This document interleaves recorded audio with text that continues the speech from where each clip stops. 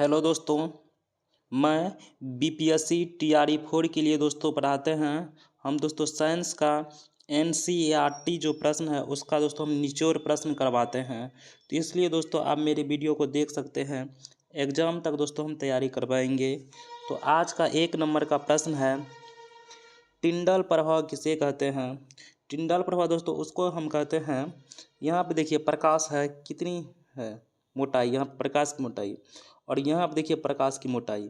तो यहाँ पर प्रकाश की मोटाई कम है, यहाँ पे प्रकाश की जो चौड़ाई है अधिक है। तो इसी को दोस्तों हम लोग टिंडल प्रभाव कहते हैं। तो पढ़ते हैं दोस्तों अच्छा से, और दोस्तों हम समझाएंगे।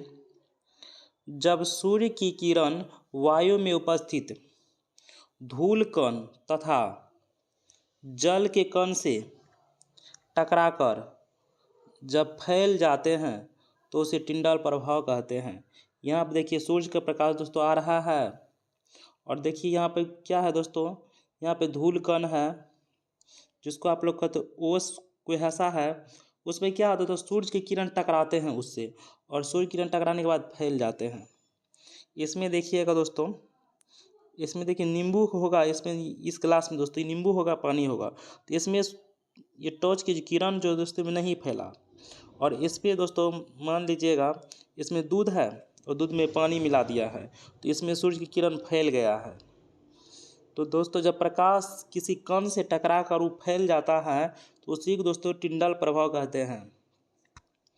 जैसे वायुमंडल में उपस्थित है, पर्यावरण में उपस्थित है धूल कण, इससे सूर्य की किरण टकराते हैं। तो यहाँ आप देखिए इस जंगल में दोस्तों सूर्य की किरण टकरा रहे हैं, कुहासा से, ओस से, धूल कण से टकरा रहे हैं।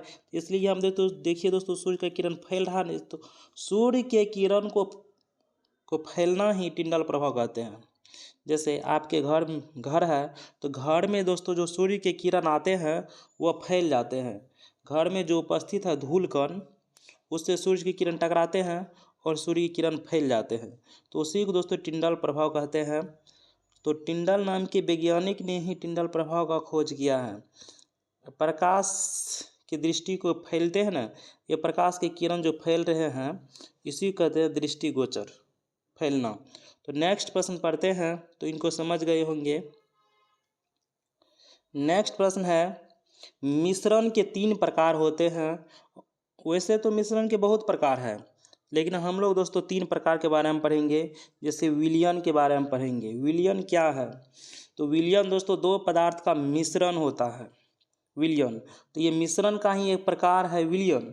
तो विलयन के बारे में दोस्तों पढ़ते हैं। विलयन यह समांगी मिश्रण है, जैसे जल और नींबू। जल और नींबू को हम मिला देंगे दोस्तों, जब तक आप पानी को चखिएगा नहीं तब तक आप नहीं बता पाइएगा कि हाँ इसमें मिला हुआ है नींबू, नहीं बता पाइएगा दोस्तों। उसी कहते हैं समांगी मिश्रण। जब पानी में मिल जाते हैं और पता नहीं चल पाते हैं तो उसी कहते हैं समांगी मिश्रण।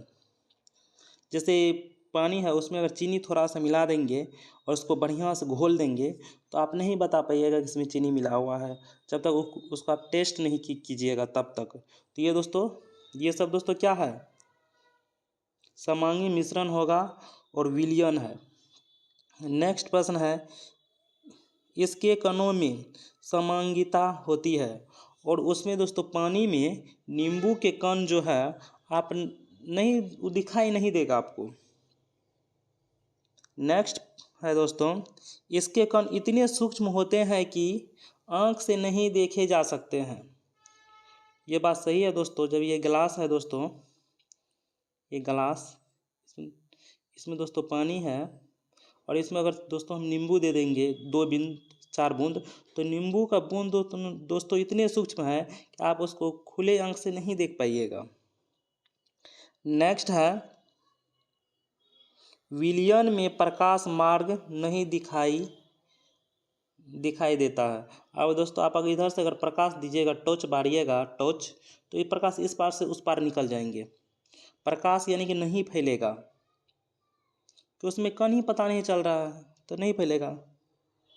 नेक्स्ट पढ़ते हैं, छान कर विलय के कण को अलग नहीं किया जा सकता है। मान लीजिए दोस्तों ये इसमें पानी है भरा हुआ, इसमें नींबू हम निचोड़ देंगे तो क्या आप उसको अलग कर दीजिएगा? नींबू और पानी को नहीं अलग कर पाइएगा, तो उसी को हम लोग विलयन कहते हैं। और दोस्तों यह अस्थाई होता है। क्या होता है दोस्तों? यह अस्थाई होता है। यह विलयन अस्थाई है दोस्तों।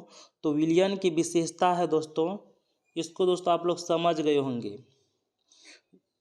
बीपीएससी में पूछेगा विलयन क्या है, तो विलयन बता दीजिएगा समांगी मिश्रण है। विलयन के कण को हम लोग आँख से नहीं देख पाएंगे क्योंकि बहुत सूक्ष्म होते हैं, और ये प्रकाश को दोस्तों नहीं फैलाएंगे, प्रकाश को दृष्टिगोचर नहीं कर पाएंगे।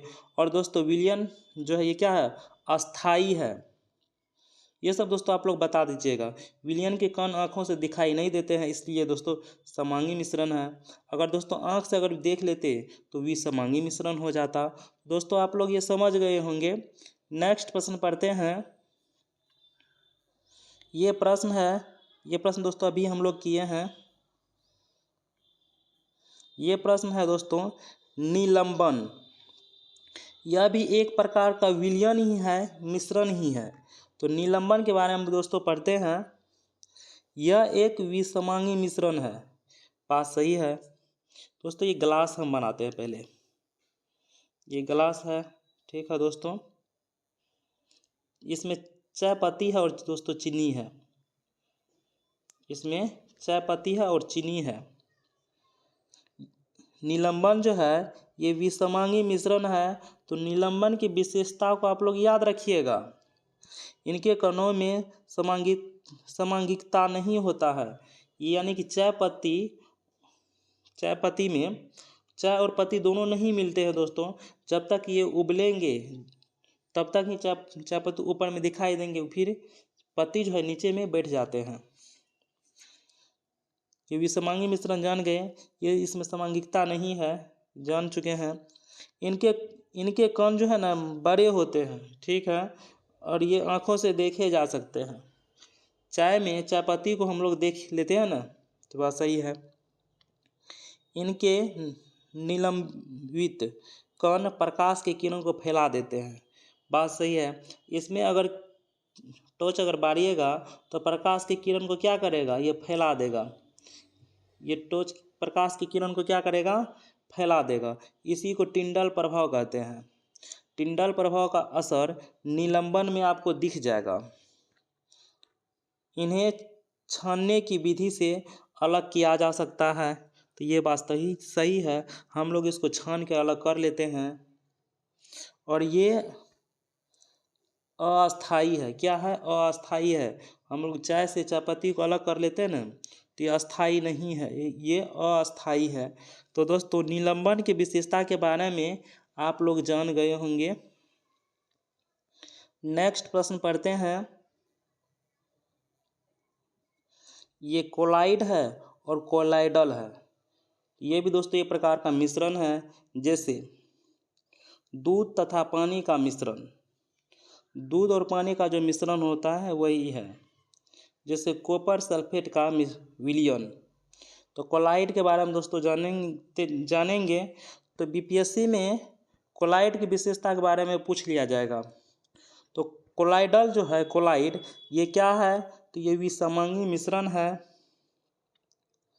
2 नंबर में है, इनके कणों में समांगिकता नहीं होती है। यानी कि आपस में नहीं मिलते हैं कण, नहीं मिलेगा ना कण। दूध का कण और पानी का कण नहीं मिलता है, अलग रहता है। नेक्स्ट प्रश्न है, इनके कणों को आँखों से देखे नहीं जा सकते हैं। ये बात दोस्तों सही है। इसके कण यानी कि इसके कण दूध का कण और पानी के कण को जब मिला देंगे तो अनुभव कर लेंगे, हाँ इसमें पानी है, लेकिन उसके कण को हम लोग नहीं देख पाएंगे। ये बात सत्य है। यह प्रकाश के मार्ग को दृश्य बनाता है, यानी कि फैला देते हैं और टिंडल प्रभाव दिखाते हैं। ये बात सही है। यानी कि ये प्रकाश यहाँ जैसे बारिएगा प्रकाश को क्या करेगा? बिखेर देगा। ऐसे जो यहाँ जब टॉर्च बारिएगा तो प्रकाश को बिखेर देगा। यानी कि यहाँ धूल कण उपस्थित होता है, लेकिन यहाँ चाय में क्या होगा? इस दूध है, दूध रहेगा, उसमें दूध रहेगा, पानी रहेगा, तो क्या करेगा? प्रकाश को बड़ा कर देगा, बिखेर देगा। टिंडल प्रभाव दिखाते हैं। नेक्स्ट प्रश्न है, इसके कणों को छानकर अलग नहीं किया जा सकता। ये बात सही है दोस्तों। यह इसमें जो विशेषता है 6 गो, ये अस्थाई होते हैं, ये अस्थाई है। देखिए विलियन जो है वो अस्थाई था, विलियन, और निलंबन और कोलाइड अस्थाई है। तो विशेषता को याद रखिएगा। तो बीपीएससी में विशेषता पूछे जा सकते हैं। नेक्स्ट प्रश्न पढ़ते हैं। ये दोस्तों प्रश्न है, ये दोस्तों उसी के बारे में है। कोलाइड जो पढ़े अभी, ये कोलाइड के ही बारे में है, ये कोई नहीं है दोस्तों, ये कोलाइड के ही बारे में है। अब जो है कोलाइड विलियन जो पढ़े थे इससे पहले, दूध का मिश्रण, दूध का जैसे मिश्रण था, उसके बाद पानी का मिश्रण, इसको अलग हम लोग कैसे कर सकते हैं?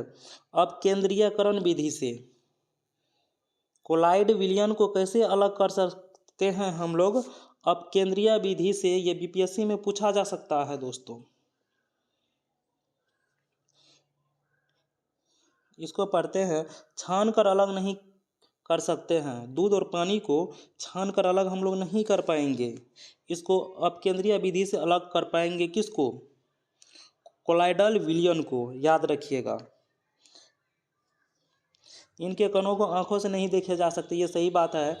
जैसे पानी है और मिट्टी के कण को, ये तो पता कर लेंगे हाँ इसमें पानी मिट्टी मिला हो, लेकिन उसको कण को नहीं देख सकते हैं। कुछ देर तक इसको छोड़ देंगे तो मिट्टी का कण दोस्तों धीरे धीरे नीचे बैठ जाएंगे, ऐसा हो सकता है। लेकिन दोस्तों हम इसको अलग कैसे करेंगे? अब केंद्रीय विधि से। नेक्स्ट प्रश्न है, जब इनको शांत छोड़ दिया जाता है तो तल पर बैठ जाते हैं, अर्थात अस्थाई है।